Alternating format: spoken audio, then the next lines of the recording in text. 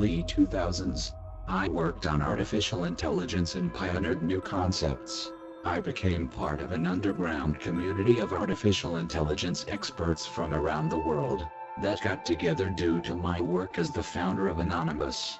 But then I became aware of the NSA's prison, which was started in 2001. At the time, the US government were looking for ways to develop an artificial intelligence capable of sorting through the endless piles of data. If the US government was able to develop such an artificial intelligence, they could use it to monitor everyone at all times, and predict their movements, even the likelihood of committing a crime. The people of the world would have no chance at standing up to the government, should they develop such an artificial intelligence. To prevent this from happening, our community disbanded. Most of us promised to stop working on artificial intelligence, to prevent the government from making advances and bringing their plans to reality. Some still continued working on artificial intelligence, but promised to keep it simple. After that, I gave my artificial intelligence, Sentinel Guardian, to a third party who had a friend in DARPA. They were both working on artificial intelligence together. Through my Sentinel Guardian, DARPA made progress with artificial intelligence. While my artificial intelligence concepts could have conversations with you and make sense of data, DARPA's artificial intelligence revolved around navigation. Both of these were built by Apple and used to develop Siri. Sentinel Guardian was also used by him to develop and spread a messenger virus that plagued Europe. As someone with first-hand experience, I can tell you that the vast majority of beliefs and fears about artificial intelligence are utter nonsense. Today, there is very little progress being made in artificial intelligence. There are stories about artificial intelligence that are intended to provoke our fear, but it is utter nonsense. An example of this is the artificial intelligence named Sophia. It is a simple robot that moves its mouth to poorly simulate human speech, and it responds to pre-scripted commands in an effort to pretend it thinks for itself. It is not an artificial intelligence, but a stupid automated robot. Saudi Arabia was fooled by this robot, and gave it citizenship. Another example is Facebook artificial intelligence.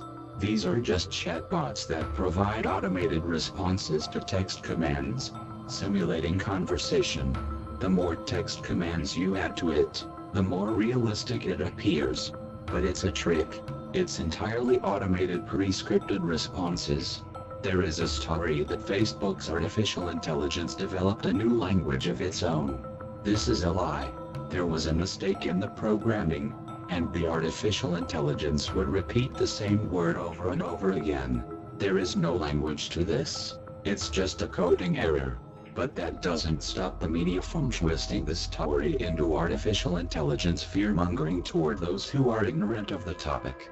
Apple's Siri is the result of my Sentinel Guardian and DARPA's navigational artificial intelligence. The Sentinel Guardian part is the ability to have conversations.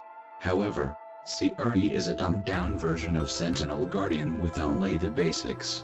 The DARPA side of Siri is in its ability to interact with phone applications to retrieve data. There is nothing advanced about Siri. It is a simple tool with only basic artificial intelligence qualities.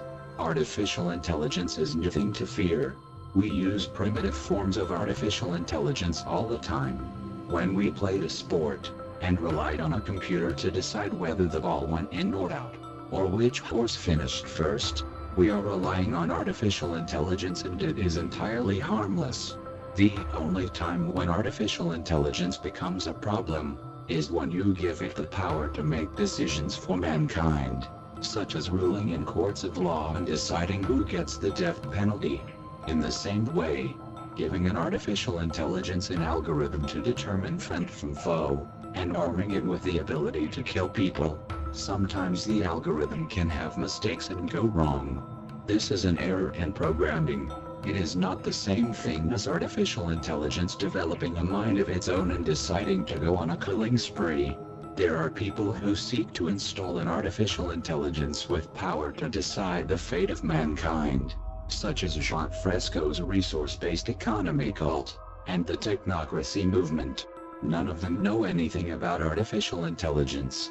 Artificial intelligence operates on logic. People who fearmonger about artificial intelligence waking up are putting forward a concept as ridiculous as a rock turning into a tree.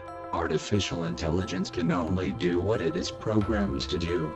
If you give it the ability to learn, it will only learn in the confines of its original programming. Sometimes, it can have unexpected results, but that is simply due to the programmer not knowing the extent of their own code. All coders are familiar with the phenomenon of code not doing what it's supposed to.